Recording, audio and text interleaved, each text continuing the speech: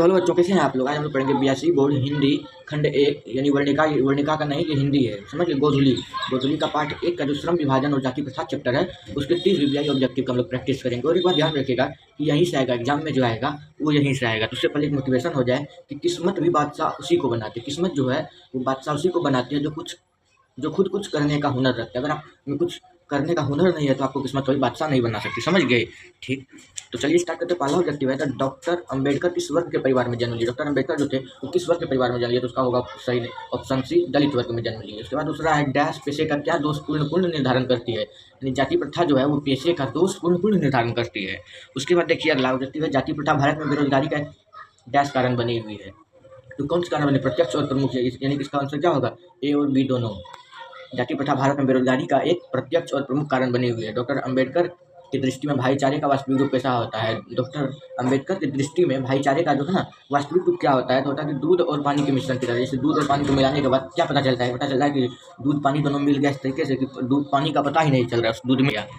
देखिए फिर देखते हैं डॉक्टर भीमराव अम्बेडकर का जन्म कहाँ हुआ। भीमराव अम्बेडकर जी जो थे इसका जन्म कहाँ पे हुआ था, जन्म कहाँ नहीं कब हुआ था, कब हुआ था, तो 14 अप्रैल, और हटा दीजिए, 14 अप्रैल को हुआ था। 14 अप्रैल को 1891 ईस्वी में हुआ था। उसके बाद डॉक्टर भीमराव अम्बेडकर का जन्म कहाँ हुआ था, किस जगह में हुआ था, तो मध्य प्रदेश राज्य में हुआ था। और वहाँ की महू नामक जगह पे हुआ था, महू पे में ही हुआ था। भीमराव अम्बेडकर के चिंतन और रचनात्मकता के मुख्यतः कितने प्रेरक व्यक्ति थे। भीमराव अम्बेडकर जी जो थे उनके चिंतन और रचनात्मकता के मुख्यतः कितने व्यक्ति थे, उनके आदर्श कितने व्यक्ति थे, आइडल। वो अपना आइडल किन किन व्यक्ति को मानते थे, कितने व्यक्ति को मानते थे, 3 व्यक्ति को मानते थे। तो कौन सा था उसमें, था कबीर, क्या था, कबीर था, बुद्ध था, उसके बाद ज्योतिबा फुले थी, ज्योतिबा, समझ गए, ज्योतिबा फुले, यही तीनों उनकी आइडल थे। जातिवाद के पोषकों द्वारा श्रम विभाजन किसका दूसरा रूप माना जाता है। जातिवाद के पोषक ने जातिवाद को बढ़ावा देने वाले के द्वारा श्रम विभाजन किसका दूसरा रूप माना जाता है, जाति प्रथा का, समझ गए। श्रम विभाजन किसका दूसरा रूप माना जाता है, जाति प्रथा का। उसके बाद देखते हैं अगला, जाति प्रथा किस प्रकार का श्रम विभाजन। जाति प्रथा जो किस प्रकार का श्रम विभाजन है, तो वो अस्वाभाविक है, समझ गए। उसके बाद अगला क्वेश्चन है जाति प्रथा के अनुसार श्रम विभाजन का आधार क्या है। जाति प्रथा के अनुसार श्रम विभाजन का आधार है कि पैतृक पेशा, यानी कि आपके पिता जो काम क्या करते हैं तो वही काम आपको भी करना होगा। किसके अनुसार से, जाति प्रथा के अनुसार श्रम विभाजन का बंटवारा जब होता है तो उसी का आधार पर होता है कि पैतृक पेशा आपको अपनाना ही पड़ेगा। उसके बाद अगला क्वेश्चन है श्रम विभाजन और जाति प्रथा शीर्षक किनके द्वारा हिंदी में रूपांतरित है। ये जो श्रम विभाजन और जाति प्रथा है, श्रम विभाजन और जाति प्रथा शीर्षक किनके द्वारा हिंदी में रूपांतरित किया गया, ये इंग्लिश में था, जिसका नाम था एनी हेलिस। क्या नाम था, एनी हेलिस, समझ गए। हेलिस ऑफ कास्ट नाम था भाषण का, तो उसी का उसको हिंदी रूपांतरण कौन के, ललई सिंह यादव के। तो उसके बाद जाति प्रथा मनुष्य के पेशे को किस प्रकार प्रभावित करता है। यह मनुष्य को जीवन भर के लिए एक पेशे में बांध देती है। ये जाति प्रथा जो है पैतृक पेशा से अपनाना पड़ता है, तो क्या करते हैं, ये मनुष्य को जीवन भर के लिए एक पेशे में बांध देती है, यानी आप जो काम करते हैं उसको वो जीवन भर करना पड़ेगा। उसके बाद देखते हैं आगे, विडम्बना का अर्थ क्या होता है। विडम्बना का अर्थ होता है उपहास। क्या होता है, अर्थ उपहास होता है। उसके बाद सच्चे लोकतंत्र क्या प्रिय, सच्चे लोकतंत्र का प्रिय है भाईचारा, ना कि कानून व्यवस्था, समझ गए। बाबा साहब अम्बेडकर संपूर्ण वाङ्मय नाम की पुस्तक कितने खंडों में प्रकाशित की गई। इनके पुस्तक को कितने खंडों में प्रकाशित किया गया, तो वो 21 खंडों में प्रकाशित किया गया। उसके बाद है लाहौर का वार्षिक सम्मेलन कब हुआ था। इसी सम्मेलन में वो भाषण देने के लिए लिखे थे, यानी हेलिस ऑफ कास्ट, समझ गए। तो भाषण नहीं दे पाए तो कितने कब हुआ था, समझ गए, तो कब हुआ था, 1936 में हुआ था। ये लाहौर कहाँ पे है, ये लाहौर अभी कहाँ पे है, पाकिस्तान पे, यानी कि पीके में।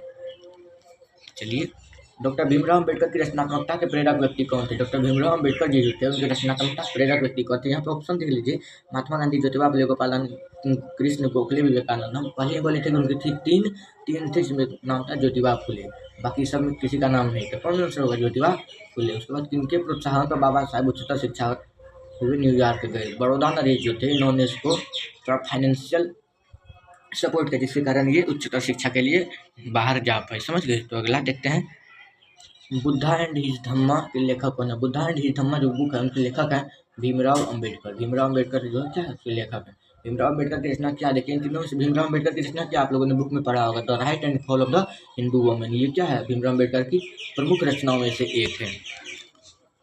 डॉक्टर भीमराव अम्बेडकर के अनुसार जाति प्रथा श्रम विभाजन के साथ साथ और किसके विभाजन का रूप लिया। जाति प्रथा जो है वो श्रम विभाजन के साथ और किसका रूप लिया हुआ, कुशल व्यक्ति का विभाजन, यानी कि कुशल, मान लीजिए कोई व्यक्ति किसी काम में माहिर है लेकिन उसकी जो पैतृक पेशा है, पैतृक पेशा वो नहीं है, पैतृक पेशा दूसरा है, तो उसको क्या होगा, कुशल व्यक्ति का विभाजन हो गया ना जी। कि भारत की जाति प्रथा की विशेषता। भारत की जाति प्रथा क्या है? ये श्रमिकों की अस्वाभाविक विभाजन है। ये क्या है? श्रमिकों की अस्वाभाविक विभाजन है। ऑप्शन नंबर ए होगा सही। जाति प्रथा स्वाभाविक श्रम विभाजन नहीं है, क्योंकि यह मनुष्य की रुचि पर आधारित नहीं है।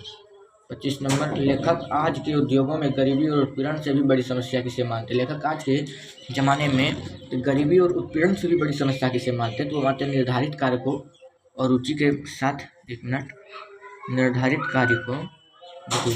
कार्य को और रुचि के साथ व्यवस्था पूर्ण करना, यानी पैतृक पेशा वाले कार्य को जिसमें आपको रुचि भी ना हो लेकिन आपको व्यवस्थापूर्वक करना ही होगा, क्योंकि वो आपका पैतृक पेशा है। उसके बाद है, कौन सी व्यवस्था मनुष्य के प्रशिक्षण अथवा उसकी निजी क्षमता का विचार किए बिना उसकी पेशा निर्धारण कर देते? वो है जाति प्रथा, जो है ना, बहुत खतरनाक प्रथा है। उसके बाद है, आधुनिक मनु कहा गया। आधुनिक मनु किसे कहा गया है? डॉक्टर भीमराव अम्बेडकर को उन्हें आधुनिक मनु भी कहा गया है। उसके बाद देखते हैं अगला, संचारित का शब्दार्थ। संचारित शब्द बुक में है, जिसका कि शब्दार्थ होता है प्रवाहित, यानी कि जल किस दिशा में संचारित हो रहा है, यानी कि जल किस दिशा में प्रवाहित हो रहा है। प्रवाहित का मतलब होता है बहना। क्या होता है? बहना। ठीक, अब देखिए कि लेखक की दृष्टि में विडंबना। लेखक की दृष्टि में विडंबना की बात है कि जातिवाद के पोषकों की कमी नहीं है, मतलब कि जातिवाद को बढ़ावा देने वालों की कमी आज के इस आधुनिक युग में भी नहीं है। उसके बाद ये लास्ट क्वेश्चन है, तो लेखक की दृष्टि में आदर्श समाज कैसा होना चाहिए? लेखक की दृष्टि में आदर्श समाज कैसा होना चाहिए कि जिसमें स्वतंत्रता हो, समता हो और भ्रातृत्व का भाव हो। लेखक की दृष्टि में आदर्श समाज में इन 3 चीज़ का होना अति आवश्यक है। तो देखिए 30 प्रश्न हम लोगों ने कवर कर लिए और एक वीडियो आएगा जिसमें और 30 प्रश्न कवर करेंगे, तो उसके बाद ये चैप्टर का सारे वीडियो ऑब्जेक्टिव खत्म हो जाएंगे। इस वीडियो को ज़्यादा से ज़्यादा शेयर कीजिए ताकि आपके सभी दोस्तों को भी पता चल जाए कि अभी ऑब्जेक्टिव है और वो भी रिवाइज कर समझ गए। ठीक है, मिलते हैं अगले वीडियो में, तब तक के लिए जय हिंद, जय भारत।